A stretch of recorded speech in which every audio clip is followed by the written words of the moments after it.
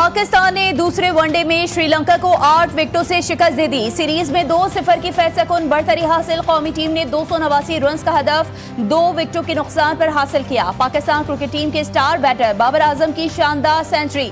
नाकाबिले शिकस्त 102 रन की इनिंग्स खेली। फखर जमान 78 और साइम अयूब 33 रन स्कोर करके पवेलियन लौटे। मोहम्मद रिजवान 51 के इंफरादी स्कोरों पर नॉट आउट रहे। श्रीलंका की टीम ने 8 विकेटों के नुकसान पर 288 रन बनाए थे। हारिस रऊफ और अबरार अहमद ने 3-3 खिलाड़ियों को आउट किया।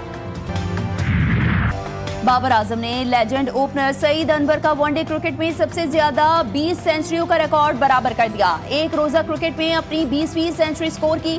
स्टार बैटर ने 807 दिन बाद सेंचुरी स्कोर की।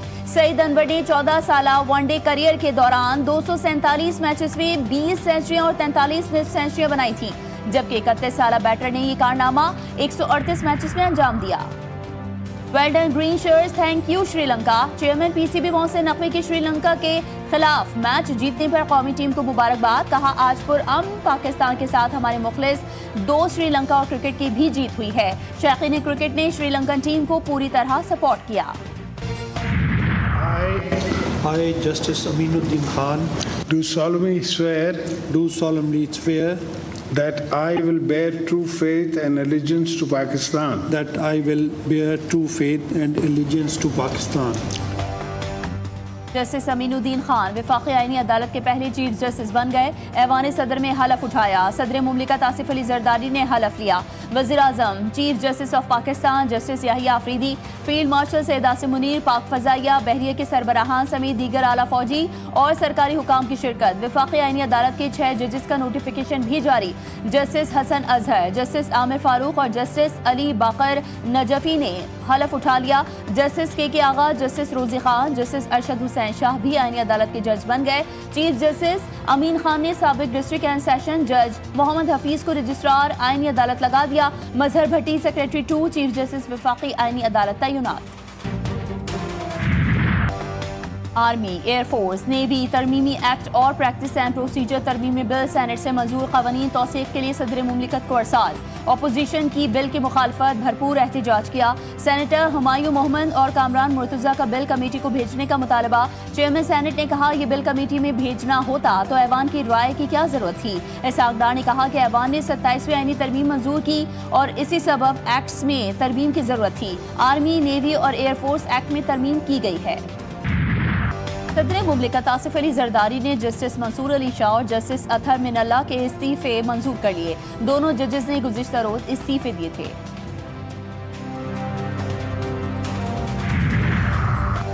कुछ मखसूस लोग आइन की बेतौकीरी करते रहे। आज ऐवान में बैठे हुए लोग अपना माजी भूल गए और जमहूरियत के अलमबरदार बने बैठे हैं।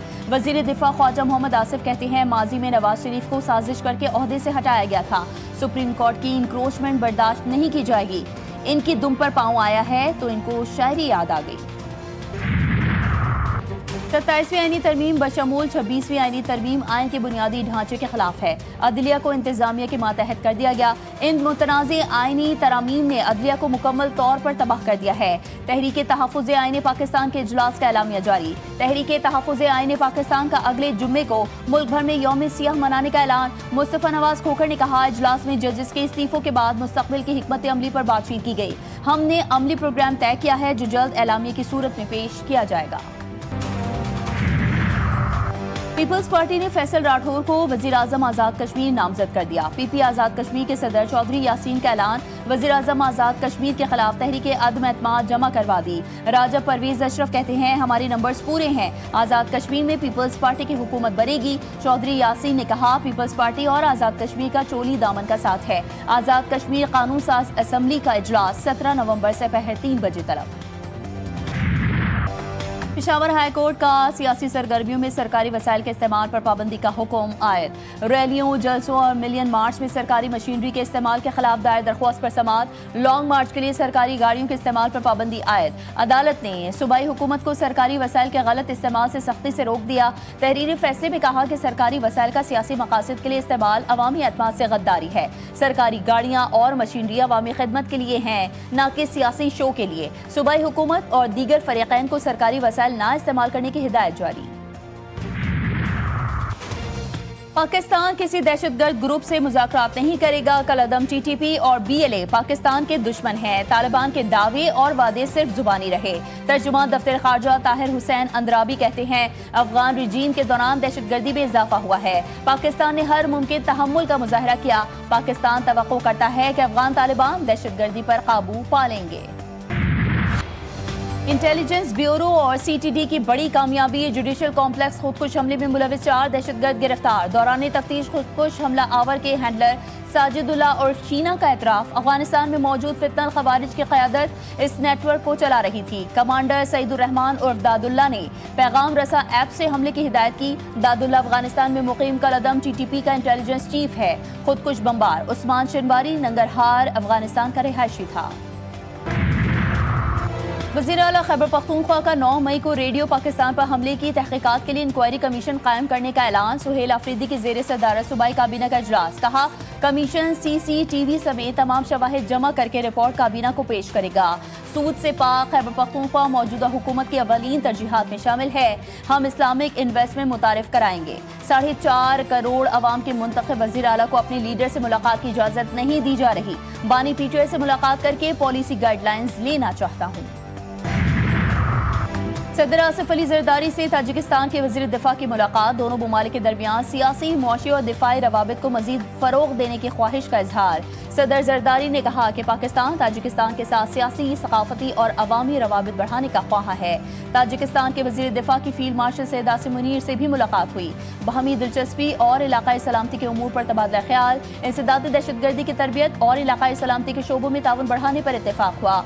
ताजिक वज़ीर दिफा की इलाकाई इस्तेहकाम और अमन के लिए पाक फौज के किरदार की तारीफ। फील्ड मार्शल ने इलाकाई सलामती और खुशहाली के लिए इज्तिमाई इक़दामात पर जोर दिया। नायब वज़ीर-ए-आज़म इसहाक़ डार से अमरीकी नाज़िमुल उमूर नेटली बेकर की मुलाकात। सरमायाकारी और अहम मादनियात के शोबों से मुताल्लिक़ गुफ्तगू। बैनुल-अक़वामी सूरत-ए-हाल बशमूल गज़ा में जारी अमन कोशिशों पर भी तबादला ख्याल हुआ। इसहाक़ डार ने कहा, पाकिस्तान में अमरीकी कंपनियों की बढ़ती हुई दिलचस्पी का खैर मकदम करते हैं। हरीपुर में गूगल क्रोम असेंबली लाइन के क़याम का मंसूबा अहमियत का हामिल है।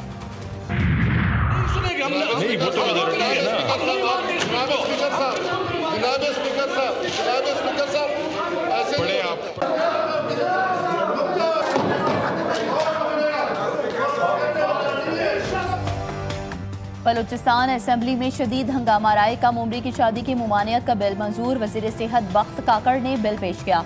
अपोजिशन ने बिल की कॉपियां फाड़ दी। स्पीकर के डायस का घेराव करते हुए नारे भी लगाए।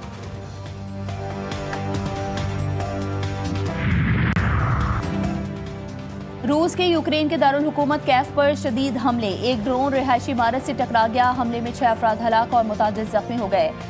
नोमोरिस्क शहर पर हमले में भी 2 अफराद जान से हाथ धो बैठे। यूक्रेन की जवाबी कार्रवाई। रूस के साहिली शहर नोवोरोसिस्क के ऑयल टर्मिनल पर ड्रोन हमले। रिफाइनरी में आग भड़क उठी। रूस ने यूक्रेन के 216 ड्रोन मार गिराए। गजा में 2 साल बाद इंटरमीडिएट के इम्तिहान के नताइज का ऐलान। जंग ज़दा खानदान और तलबा कुछ देर के लिए अपने गम भुला बैठे। 11 तालिबात ने 99% नंबर हासिल करके टॉप पोजीशन अपने नाम कर ली। तबाहशुदा घरों और मलबे के दरमियान कामयाबी का खूब जश्न मनाया गया। वालिदैन का अपनी बच्चियों की कामयाबी पर फख्र का इजहार। मिठाइयाँ तकसीम की। कई खानदानों को बच्चों के नताइज उनकी शहादत के बाद मिले। हाई स्कूल के इम्तिहानात में 31,000 तलबा और तालिबात ने हिस्सा लिया था। इसराइली फौज के गजा पर हमले जारी। फायरिंग से फलस्तीनी खातून शहीद। मगरबी किनारे पर 2 बच्चों पर गोलियां बरसा दी गईं।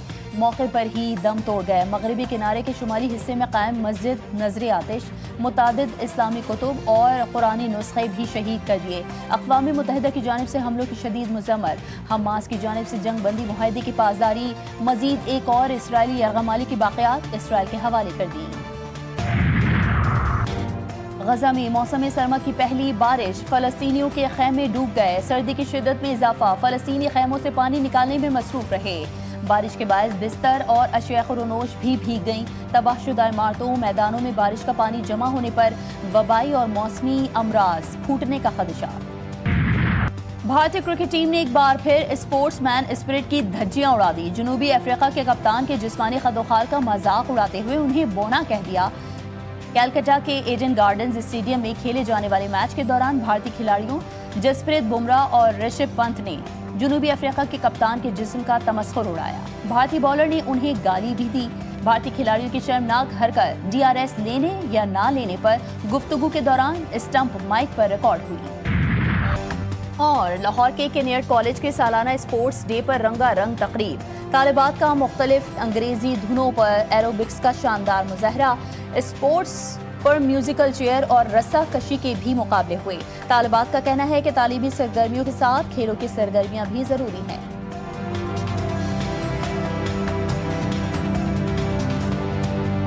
ज़रूरी है कि इस तरह के स्पोर्ट्स फेस्ट हों, स्पोर्ट्स डेज़ हों, जिसमें बहुत अलग अलग तरीके की एक्टिविटीज़ हों, अलग खेल खेले जाएं और इस तरह आपका जो है कॉन्फिडेंस भी बूस्ट होता है।